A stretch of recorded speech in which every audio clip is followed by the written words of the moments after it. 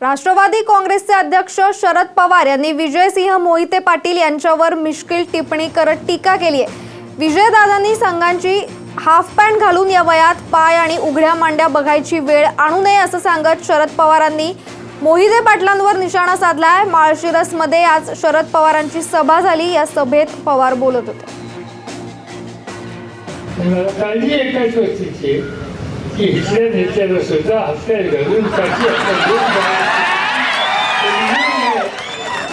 मी काल टीव्हीवर बघितलं, पुन्हा टीव्ही सांगत होते अजून पक्ष प्रवेश झाला नाही। माझी विनंती आहे की तुम्ही कुठे राहायचं तिथं राहा, तर हफ्त्यात घालून काही जाऊ नका।